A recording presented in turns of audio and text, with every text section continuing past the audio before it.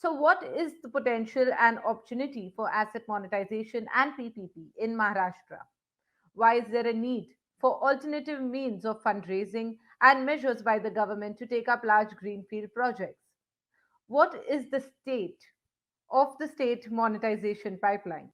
And what is the secured governance model? This and much more will be discussed in our upcoming panel discussion. So stay tuned with us. Before I invite and welcome the panel and the moderator for this session, I would once again share a quick reminder with all of you. You are with me live right now at the Construction World Maharashtra virtual event. And we have a pipeline of events that are going to be coming up. So you may want to block your calendars right now so that you stay tuned with us in all our virtual events. So, talking about our upcoming events on May 21st, do join with us for the HR Leadership Summit. It's being presented by First Construction Council and Smart Cities Council India. Also, moving on May 21st, we have the Pharma Cold Chain Logistics Summit, again presented by Smart Cities Council India and Infrastructure Today. Do not forget to block your calendars once again. And the Construction World Architect and Builder Award, our annual showcase, comes back to you on August 20th. This year, the theme is React, Respond to the Environment with Awareness, Creativity, and Technology. So, 20th August, we join you with India's top architects and top builders at 5 p.m. onwards. And yes, as part of our Infra Nirbhar series that Construction World has been co-organizing with Swarajya team, we're going to be coming up with a session on railways on fast track, which will be joined by Shri Piyush Goyal, the Minister of Railways, Government of India. So do keep yourself updated with us everywhere. Do be with us on Twitter, on Facebook, on LinkedIn, so that you get more updates about our upcoming events and once we open for registrations. Having said that, yes, we're ready to begin with our third session for today. And may I invite and welcome the moderator for this session, Mr. Suneet K Maheshwari, Managing Partner, Udvik Infrastructure Advisors. Thank you for joining us, Mr. Maheshwari. Hello. And inviting our panelists to join Mr. Maheshwari, please welcome Dr. P. Sekhar, Chairman, Global Smart City Panel. Great to have him. Thank you. Mr. J. Padmanabhan, Director, CRISIL Infrastructure Advisory. Hi, great to be here. Thanks. Welcome. Mr. Supratim Sarkar, EVP and Head Infrastructure, SBI Capital Markets. And Mr. Shailesh Pathak, CEO, L&T IDPL. Welcome, welcome all our panelists, and thank you for joining us today. There will be two short presentations of 10 minutes each, followed by a panel discussion of 45 minutes. Over to you, Mr. Yeah. So I think, okay, coming back onto our perspective, I think we've got four very good speakers. One coming with the perspective of a policy advocacy on secured governance, Dr. Sekhar, who's been giving lots of ideas to many of the state governments, including Maharashtra. Then we have Padmanabhan from CRISIL, Jagan, and we are going to listen to him from an overall perspective of what asset monetization might mean, and that has sort of contextualized the whole situation.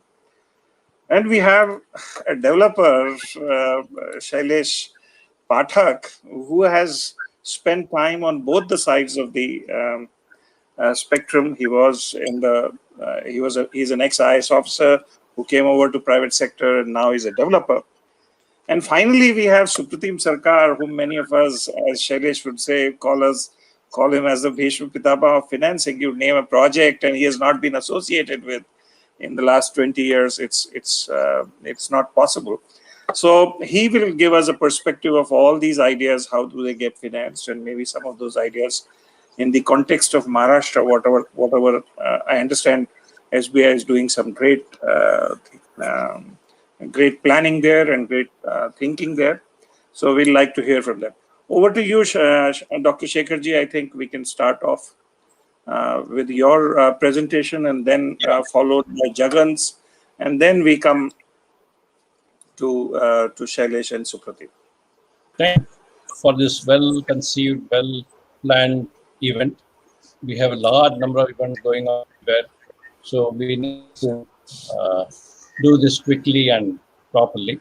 Where is my? I thought the presentation should be on. I'll start off saying that how there could be a proper, what we call in secure governance as a self-sustained growth of economy. Okay, and self-sustained growth itself is a slightly confusing word. I can't see the presentation.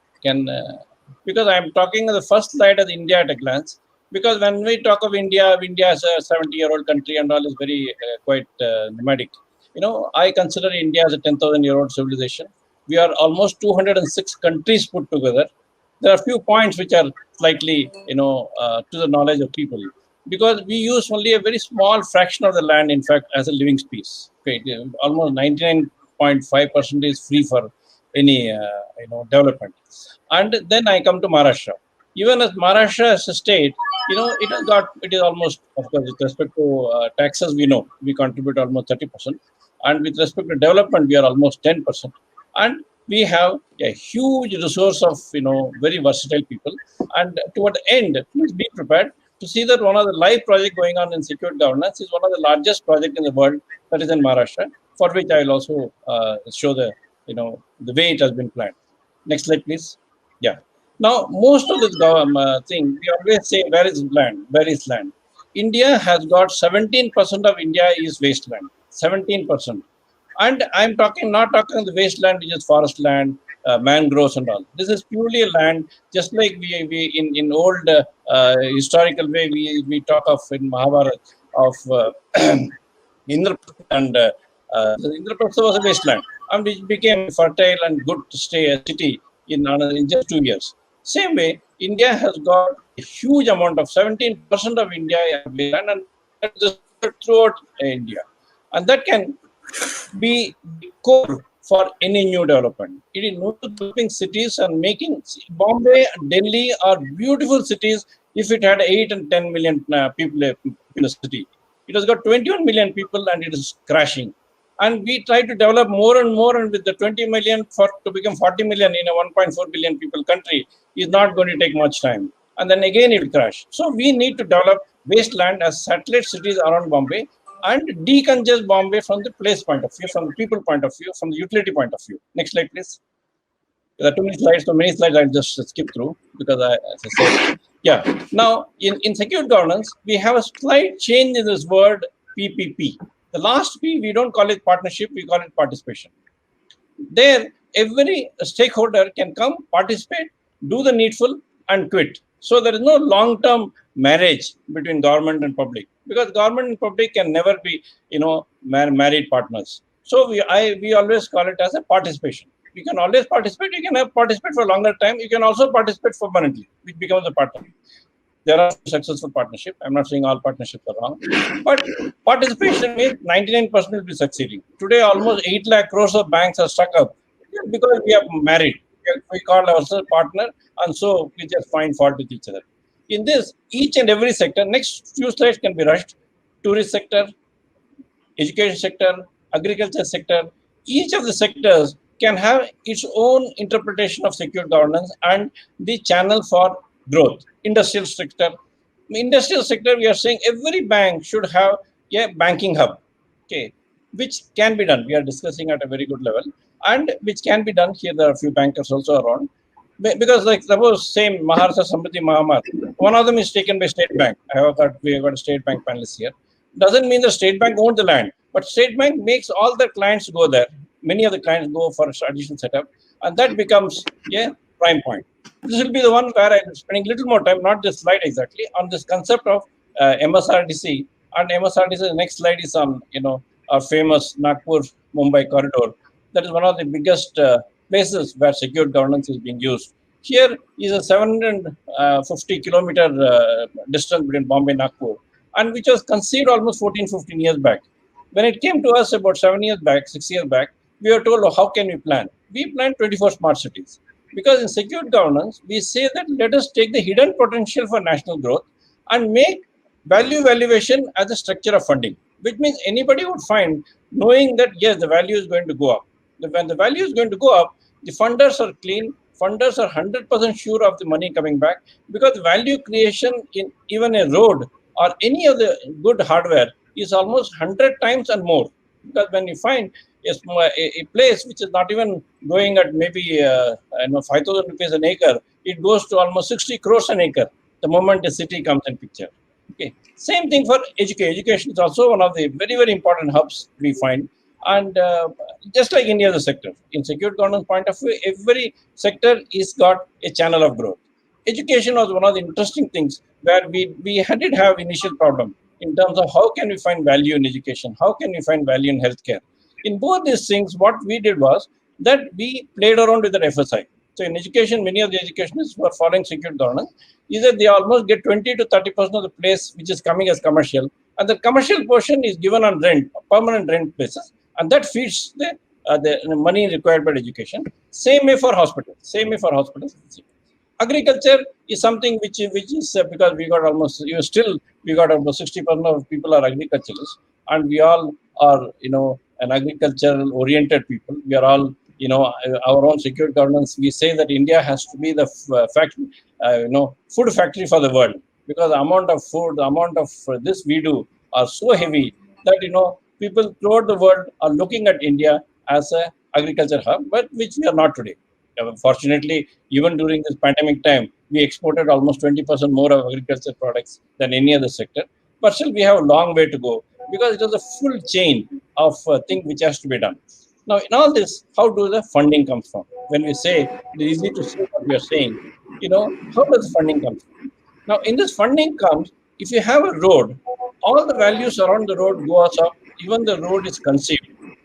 In secured governance, this value is captured to make the road. Most of the road makers are today either paupers or frauds. 10% are fraud, 90% are paupers.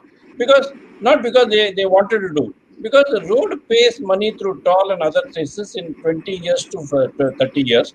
And so only some of the biggest and good roads around some major cities, you can count them in numbers, who pays money in 3 years' time. So, whereas in secured governance, we don't tap this sector of toll at all.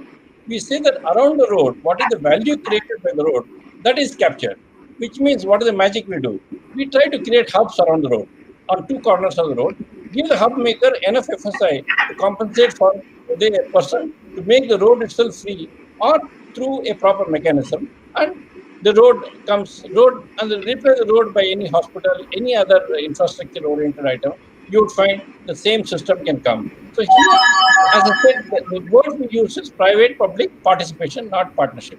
When we say partnership, as I said, there's always a confusion of long-term commitment. In participation, every aspect, whether it is sewerage or lighting or security, they come and go. And this is a small diagram which gives you how the valuation takes place, how the valuation feeds the project, and how the money comes back, and how investment comes more into the system. Today, as was said in the previous two sessions, there are enough of investors who would like to come. They only would like to have proper security, which is provided in secure governance, and they would like to see a project which has got multiple sources of funding, multiple sources of return on investment, which comes in this particular system, and it takes care today. Quite many projects are being taken up or on pipeline. Another area where there's going to be huge development is blue economy. As you know, blue economy is because India is 7,500 kilometers on the border side and 7,500 kilometers is coastline. And it has got almost 1,300 islands, and so many things which are there. Out of which Maharashtra is no second. Maharashtra has got 10% of India's coastline, 710 kilometers.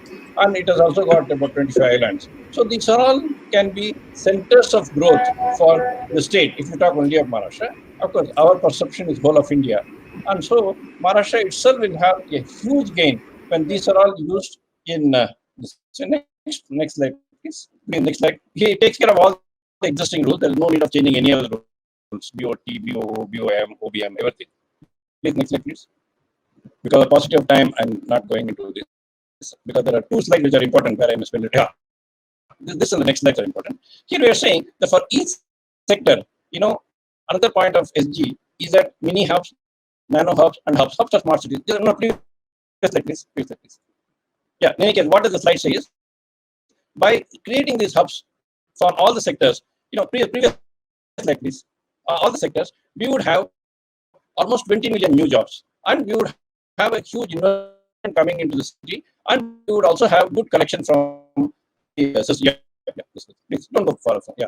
So these are all done through every sector being envisaged and with actual ground level thing, and also the pilot being our own Samruddhi Muhammad. Next slide now. Yeah, for all this, what I have done as a thing is I have a series of books. Yeah, this is a letter. This is a letter from MSRDC in which security governance a committee is formed, and a letter has come to me, of course, as a author of security governance, and it says how this committee will ensure that at the back office it'll give the full direction for this 24 smart cities to come, and how this 24 smart cities becomes a catalyst for the full road to come. The road itself costs 50 to 60,000 crores, whereas this 24 smart cities will come to almost 12 lakh crores. By being 12 lakh crores, it becomes one of the largest projects in the world. Even China highway is only 7 to 8 lakh crores. So, of course, this is not anything tomorrow. This will take almost 10, 20 years. These are the type of books I have written. I have written about 100 books on various states, various countries. Appreciation from Gadkari and Modi and so on and so forth. And that is what is my take on for today's thing, since it is 10 minutes and I don't want to be unceremonious road. So I'm finishing my talk and going back to Suneet and see how you can take it forward. Thank you. Jagan, can I just suggest you step in so that we can come to the panel part of the session. Yeah.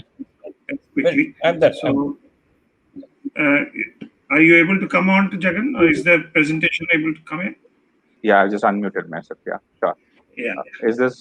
Are you able to see the presentation? Just a quick check. Yeah. Perfect. Great. So I think thanks for this and inviting me to this wonderful conference. We've had some interesting discussions before. Quickly jumping into the topic. See, at the end of the day, we are looking at why are we looking at this whole asset monetization, the financing part of it, is to look at what is the total national infrastructure plan which has been set out by the government of India, and we will also come into specifics to Maharashtra as well. In the NIP, we are envisaging a total investment of about 111 lakh crore over a 5 to 6 year period. With the pandemic coming in, this may get stretched, but the number of the lakh crore it still remains. And this started off with 101, and it is only going up. And if you see the constituent of the sectoral outlay, it's roads, urban housing, power, including the RE space, and the railways. All these contribute about 70% of the infra pipeline. And of this 111 lakh crore, the investments will be coming in from the private sector, the state government, the central government. But still, there is about a shortfall of about 15 to 17% of the capex requirement. And that's where the whole asset monetization is going to be coming in. And hence, it's an important tool to bridge this whole infra pipeline, the funding gap part of it. And if you were to just, because of the wider audience, we take a minute to talk about what does asset monetization actually mean. This is, there's an existing asset base. You monetize those existing asset, which assets can be monetized. Those gets monetized. From that, you take the proceeds and you kind of build the new infrastructure. And this is a continuous conundrum which goes on as a cycle.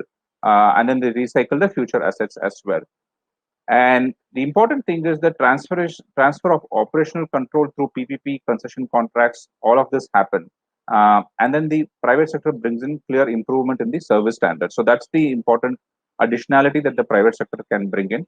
The couple of other aspects also is in terms of the nature of the asset itself.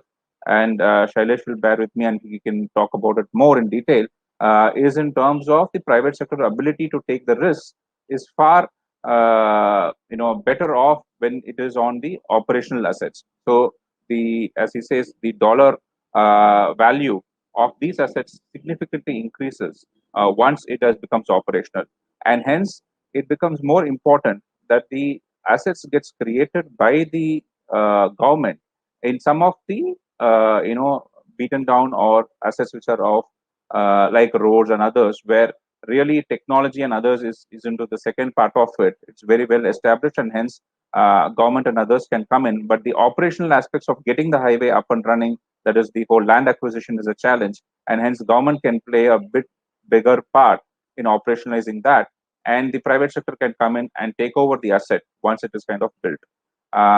The operational control in other sectors through InvIT and REITs can still be there with the public sector.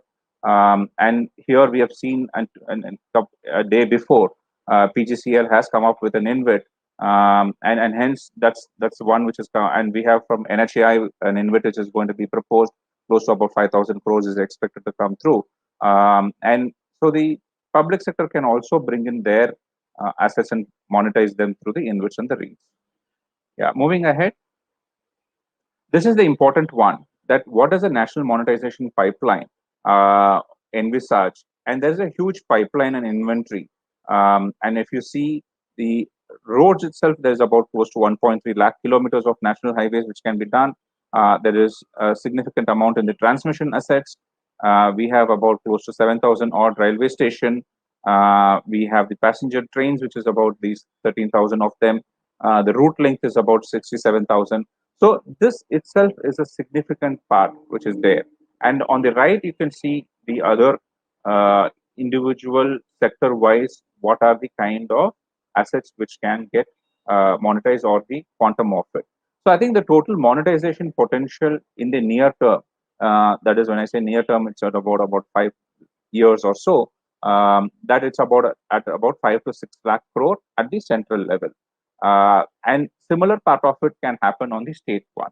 So now talking about Maharashtra, which is our focus area, the potential sectors that can come through, and we heard about a couple of times the Mumbai Pune expressway getting monetized, and then it got rebid, and then still got a significant, even when the pandemic, Supratim would be able to talk about it a lot more, as they did the transaction, close to about 10,500 crore plus came through that. So the state roads, urban roads can be come up for potential sectors, power distribution, power transmission. There's a huge potential in the minor ports as well. There is fair amount of warehousing assets which can put across for there, and the urban infra assets. So I think the overall potential that we're pegging for Maharashtra in the next 5 years or so is about between 75,000 to a lakh crore can come through the asset monetization. And once the pandemic dies down and we are able to get to normal life, there would be significant amount of traction for these kinds of assets. And for that to come through, I think I'll just go to the next part of it and then come to this. Is what is important is to have a kind of preparatory steps that needs to be done, and that we need to see what is the sectoral investment plan and the financing gap which will be there.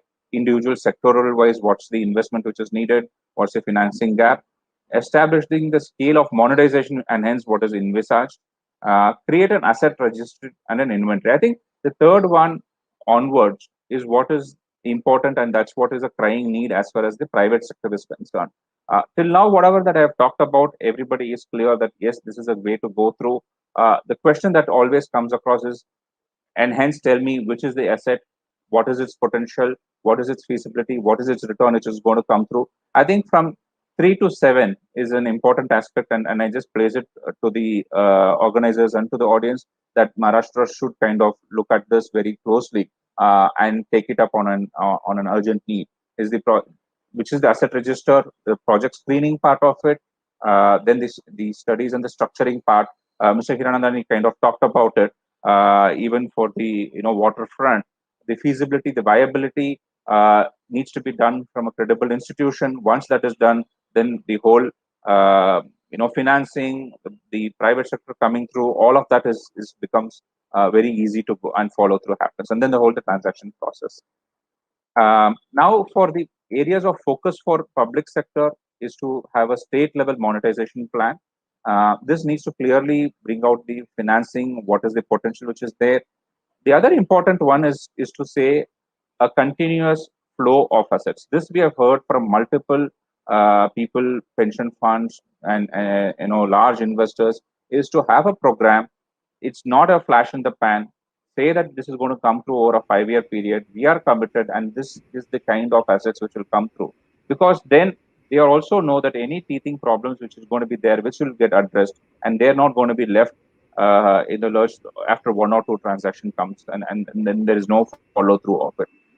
So the guidance on the asset and the project profile part of it, brief operational contours, all of that is an important one. The second is the estimating the scale part of it. Yeah, just we talked about all of this, and to put this as a virtuous cycle. I think at the start of the presentation, Mr. Sekhar talked about the whole the governance part of it, that the money goes back into infra assets, infra development, and not just gets go into any kind of a consolidated account, and money does not go into other areas where it is not creating infrastructure. So I think the money which gets realized from this needs to necessarily go into infrastructure creation, and that will then drive the whole part of it into the monetization part of it. Some of the reforms would be to legal, regulatory, institutional actions which is there, and the one important one I can kind of talk about from the TOT1, which is the toll operator transfer model for the NHAI, which they did for the first one, where the estimated revenue, which was pegged at about close to 6,500 crore, but they ended up getting close to 9,500 crore.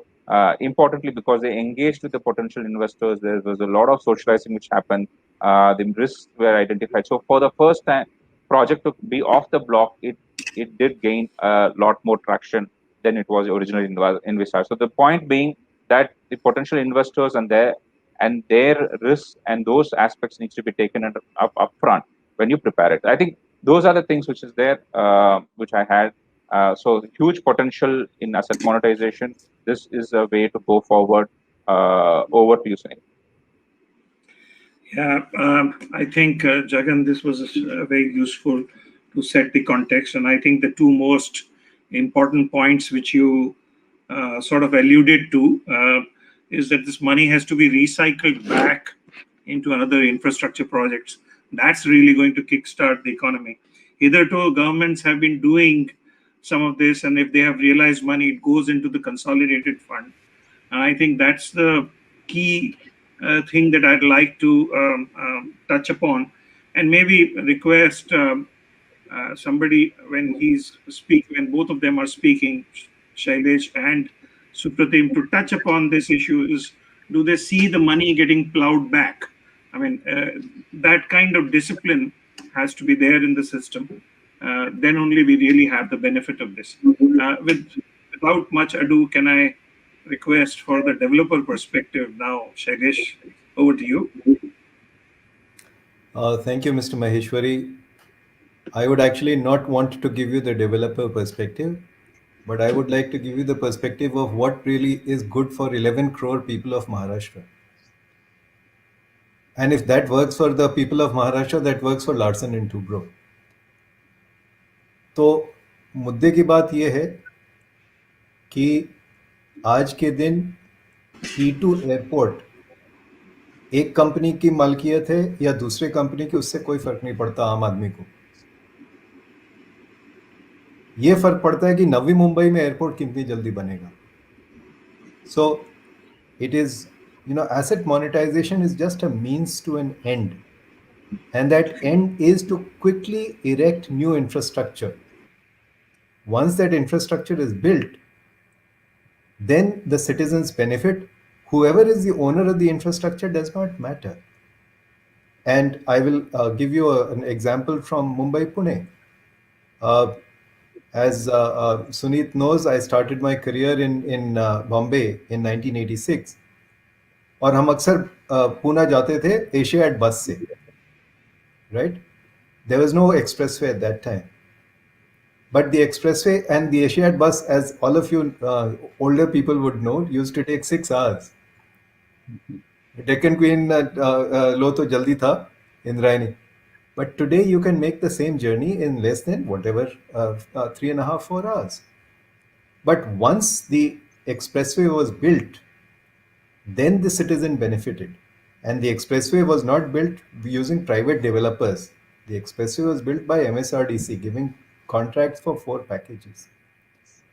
जब वो चलने लगा तब उसका आपने asset monetization किया, and the advantages with that money, as our friend Supratim will share with us, with that money you can develop the Nagpur Mahamarg, and with the Nagpur Mahamarg coming on stream using government money, you can monetize that to build something more tomorrow.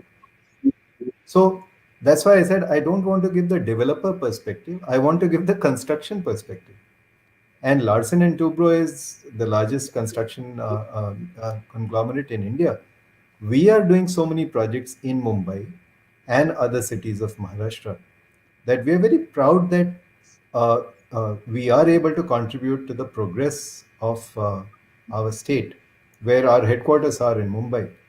And I'm shortly relocating to Mumbai next month. So I'm very happy to be back to my favorite city.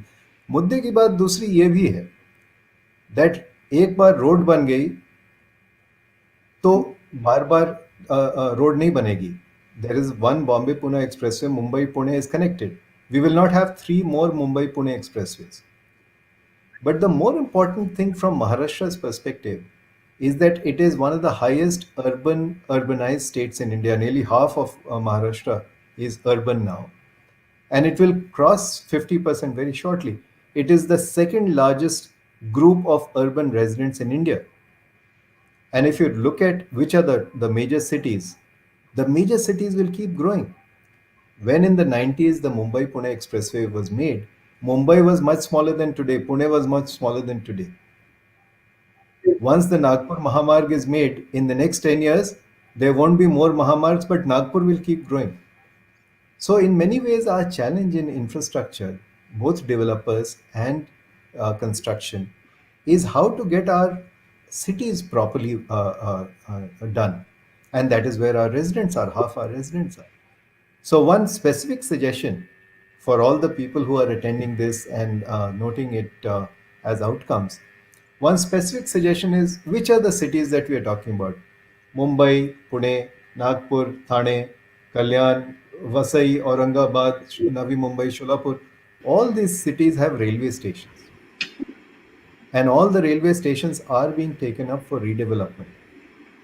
So this is a great combination of construction and asset monetization, that you build smart cities around these railway stations.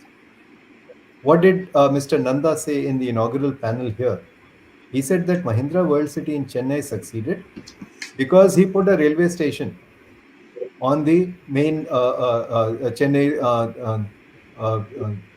Pondicherry route, and automatically connectivity was assured, and you created so many jobs. So can we focus, after the trunk infrastructure is going to be built, after the roads are built, the metros are built, the airports are built, can we focus on how to get our cities better? And we have seen examples of how Maharashtra cities have become better. My favorite example is Pune. I think a lot of good work has happened in that city. How can we replicate that? So coming back to my original point, asset monetization is a means to an end, and the end is more construction of infrastructure. And as my earlier colleague said, in any case, the private sector looks at risk and reward. जब ये risk ज़्यादा होगा तो हम ज़्यादा पैसा भी मांगेंगे ना. So if you want the private developer to come in right in the beginning, then that risk is being priced in. It's like Maharashtra Mahamarg, the Nagpur Mahamarg right now. If you ask someone to set up a new expressway, the price that that person will offer is much higher. Once the traffic builds up on the Mahamarg, the private sector will be much easier to convince and monetize that asset. And we have seen this very, very clearly in the Mumbai-Pune Expressway. Last point that I would like to make. Every large city in Maharashtra has a bus terminal, a bus stand. The classic, easy, low-hanging fruit for asset monetization. उधर लोग 50,000 लोग रोज आते हैं. Cash flow is there. Why don't we, say that in the next 100 days, we will roll out at least 6 integrated bus terminals of the quality of a Chota Mota airport. And that is going to benefit the people of Maharashtra even more than the airports. जो अंग्रेजी में बात करते हैं वो airport में जाते हैं. ज़्यादातर तो हम लोग हिंदी मराठी में बात करते हैं ना. हम लोग बस से जाएंगे. Let us do asset monetization for bus terminals. Thank you. That was a great thought, Shailesh, and something very relevant for Maharashtra. Actually, the other thing, I mean, both the railway station and the bus stand, while the numbers in terms of crores may not be too much, but these are visible parts of infrastructure and impact the common man directly, and actually then get you more support for more infrastructure in private sector hands. So I agree with you. I think this is a great idea that we would like to see. I am actually eager to now also listen to Supratim, who has a fund of information on all of this. And then I have a couple of questions for Jagan in the plans that he talked about. I just wanted to understand whether the numbers took into account a few things. But let's come back to and listen to Supratim, whom we are all very eager to hear. Thanks, Suneet.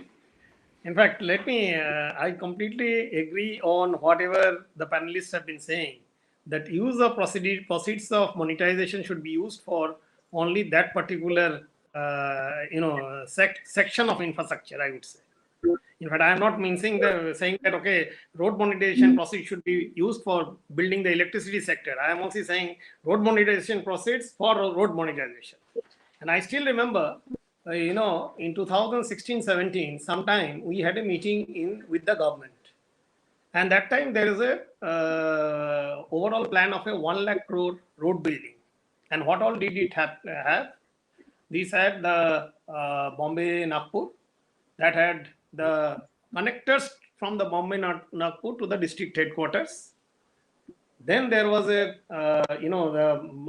Bandra-Versova, and there was the Bombay-Pune debottlenecking, which is called missing link. That is the project they call.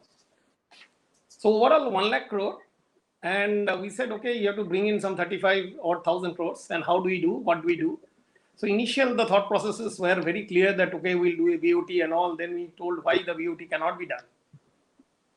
And then we did get into a BOT model, but MSRDC being the sponsor.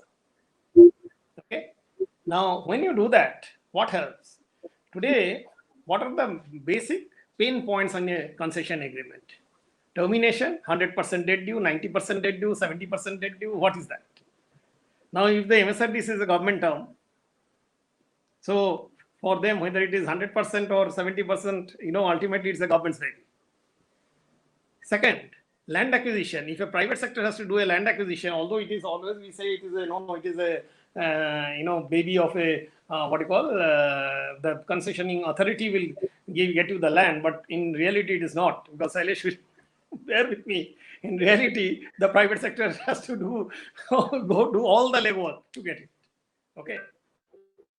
But in this case, what we found was the entire land acquisition was done in less than 8.5 months, barring the land, the 16th and 15th packages, which are basically the hills. You have to do the tunneling. So you required certain permissions from the environment ministries and all, and also some of those land acquisitions towards the Thane side was required. Approvals and clearances, they all were there within, again, those 8 months. Now, Then came the selection of EPC contracts and what should be the package size. Can we make it 5,000? Can we make it 3,000? Can we make it 2,000? What is it? So it was, then we deliberated and brought it down in between 2,000 to 3,000, because ultimately what did justify that package size was how much bank guarantee does he require and how much he can get from a bank. Okay. And, and obviously there was a very clear understanding that we will not have all packages given to one, not more than 2 packages to one particular entity. And that's how. So basically, the larger packages required maybe something around 1,000 crores or 1,100 crores of bank guarantees. If you have got 2 developers, if you have got 2 packages, if you got 1 package, it may be 600, 700 crores of bank guarantees. This is broadly the thing. Then came, how do I finance the equity? Okay, I still remember that time I said that let us sell Bombay Pune. Everyone looked at me and said that no, how can you sell Bombay Pune? No, not that.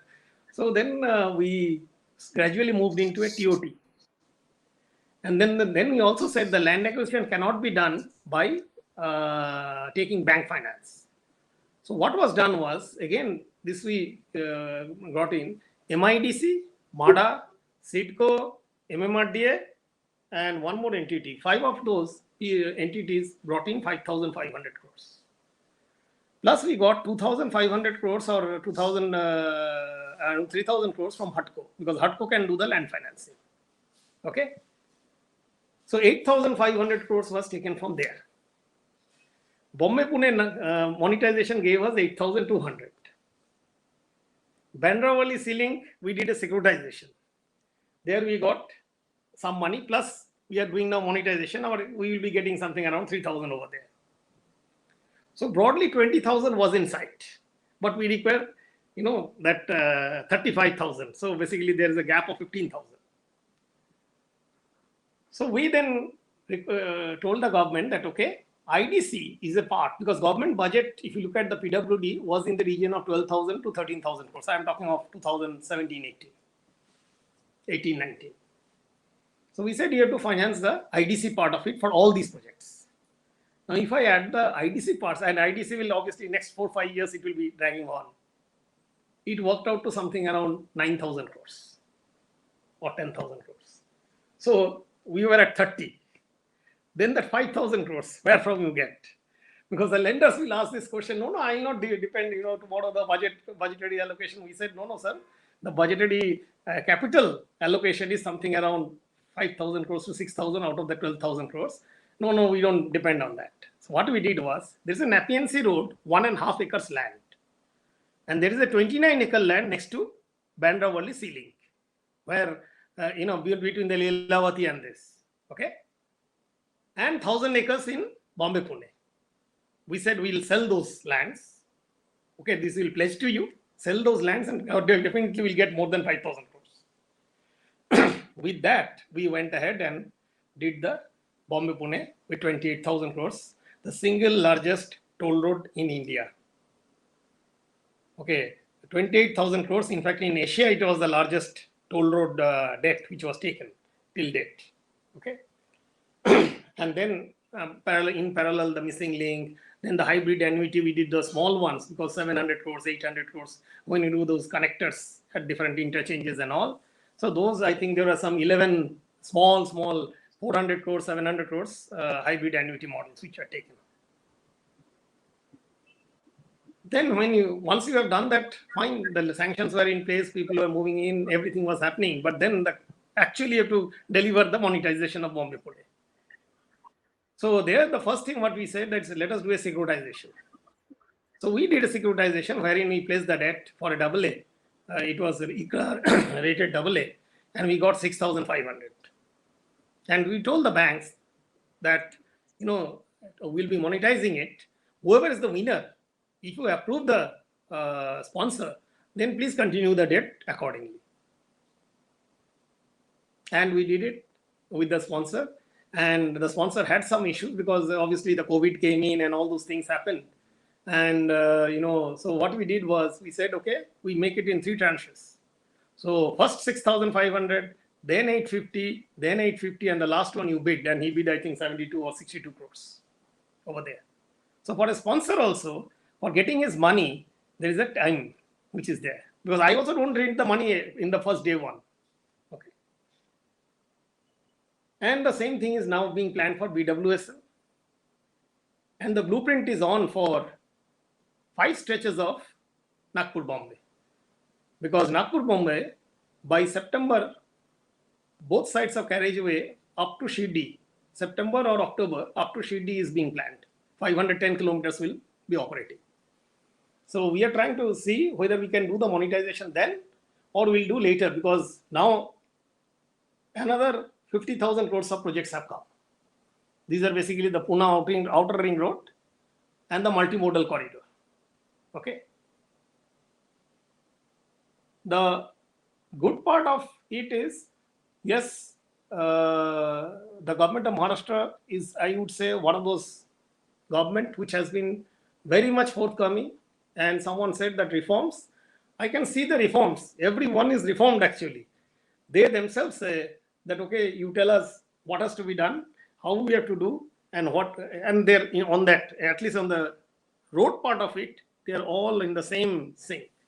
But I think the same thing needs to be replicated in case of energy, or someone, Shailesh spoke about the bus terminus. In fact, we had spoken about that also when we had talked about why don't we do some, bus terminus privatization on, and or build those and then give it on, and you can have all kinds of food courts, you can have some resting rooms, you can have some small, I would say 2-star, 3-star hotel kind of accommodation over there. A lot of people will be benefited, and their requirements also, like wayside amenities.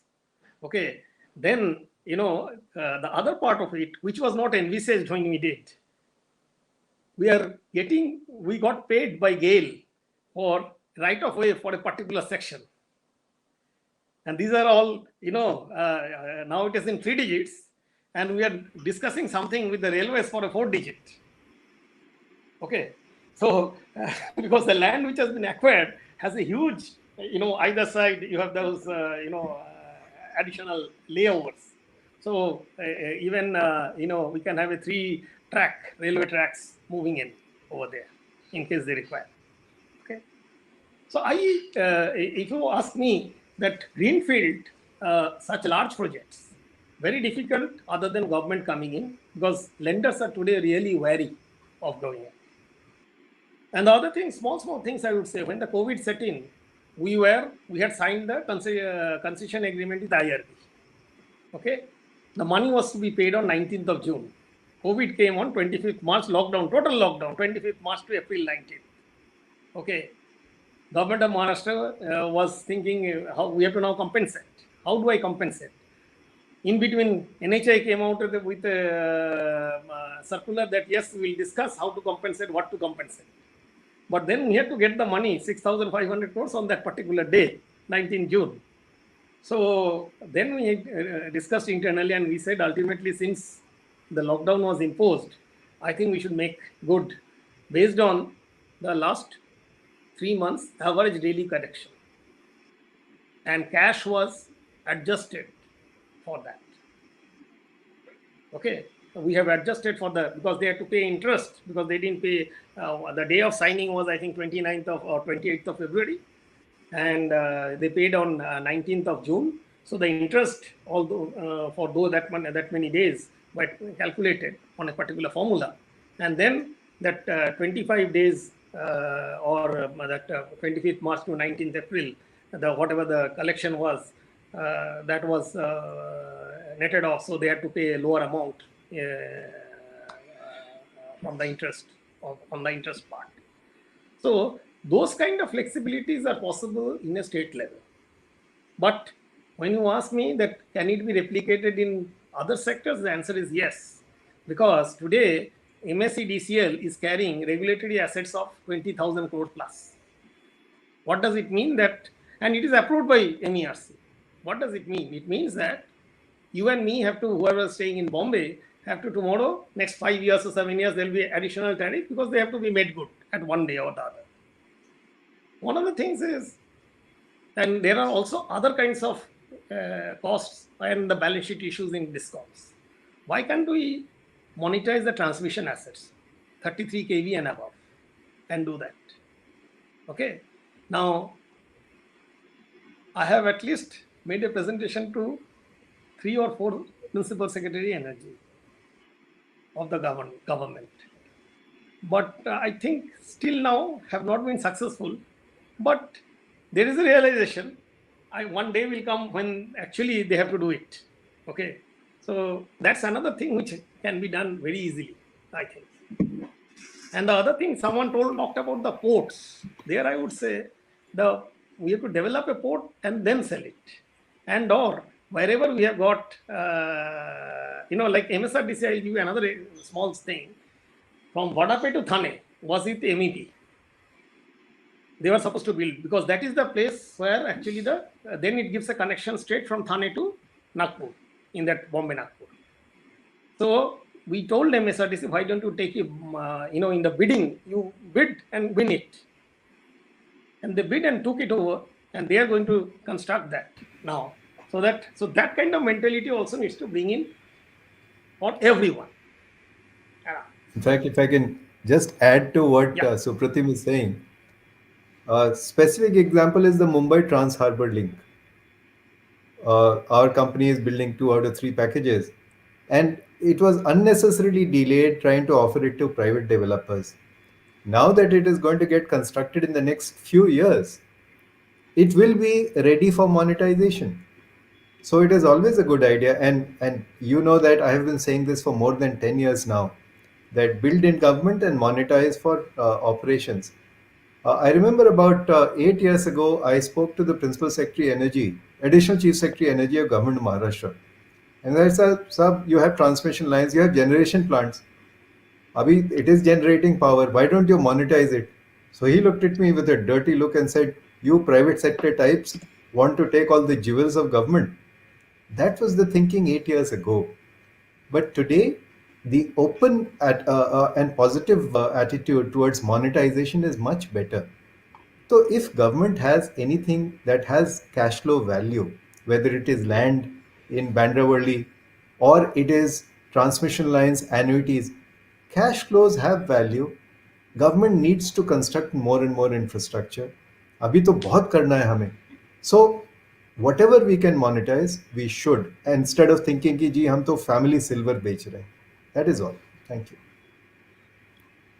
No, I think these are some great perspectives. The issue that I we have now just about 5 minutes, but I just wanted to check with Jagan and maybe even others if you can, I think Supratim has gone, so I hope he can come back. Jagan, the issue that I wanted to check was there are new infrastructure that are being planned. For example, the coastal road, the Bombay-Pune, the Delhi-Bombay Expressway, then you have the bullet train. I just wanted to know, and all of this infrastructure will create a greater demand for monetization or greater opportunity for monetization. In this national monetization plan, do you think these numbers have been considered or these will be further upsides? Yeah, this will be completely further upsides. The national monetization plan that we talked about just now, put those numbers is, as I said, in the medium term, that's in the 5-year part of it. So these projects that you have talked about, for it to kind of get germinated, completely get on stream and be generating revenue, then the monetization happens. So from that cycle perspective, the upside is going to be after those 5-year part of it. I mean, each of them have a different timeline for execution. I'm just broad basing that and giving an opinion that that has not factored in just now. So what we have looked at is just more currently operational assets which can get get on stream. That's what we've looked at. Yeah. Thank you. So I think that was great. We are running out of time, so we're not going to take any audience questions, but just one additional point. I thought everybody's sort of underscored it. all of this monetization, developers, after all, need some predictability and they need to know what is likely to come in. And I would urge all of us and all of you who are interfacing with the government to sort of underscore that they should come up with a pipeline for their state or for their sector or for the country so that developers can plan their investments. I think one of the key issues that I find is then developers think that this is the only thing that is going to come. They bid crazy. And then, so what I'm trying to say is that I think a kind of a medium term or a short pipeline would only help the government get better quality bidders and more rational bidders. With that, I think we are out of time. It was great discussion. I wish we could spend more time, and maybe sometime offline some of us can just get together and do a Zoom call or whatever. But this was great, and it was very nice to hear, Supratim, the kind of discussion points that you were talking about. If Maharashtra one sector is doing it, I think a lot of hope is there for all of us. Hopefully, the power grid InvIT that is coming in might motivate Maharashtra government to think of the transmission asset perspective that you're talking about. With that, thank you all. Only one I point hope I you want to enjoyed make, it. Suneet, I if you did. allow. Yes. Yes, please. Only only one point, which Go is, ahead. see, between the monetization and the guarantee. See, there's a normally I have seen the corporations have a tendency to go and get easily the government guarantee. So as long as that continues, you will find it very difficult to get a monetization done. Once you have to somehow stop that government guarantee, automatically monetization will happen. That's it. Agreed. Thank you, Agreed. Mr. Maheshwari, and all the panelists who've joined us. This was an insightful session. Thank you for all your time and the elaborate discussion that we've had. Could not give a better, end to our full day virtual or half day virtual conference that we've been looking. So thank you so much. And ladies and gentlemen, yes, this brings us to the end of today's virtual gathering. Thank you for being part of Construction World Maharashtra. I would like to thank all our panelists for such great insights. It was indeed a great pleasure hearing from each and every one of you. Our viewers, thank you for your support and presence at Construction World Maharashtra. We have had some great comments coming in, and you have equally been an active participant with us all through the day, and that's been extremely encouraging. Kudos to our dedicated team for putting this event together. The event was presented by Construction World, and our supporting partners include National Highway Builders Federation, India BIM Association, and the Association of Welding Product Manufacturers. As we come to the end of this evening, here's looking forward to positive and safe times ahead for the state and the country. Thank you once again. Stay safe and have a lovely evening.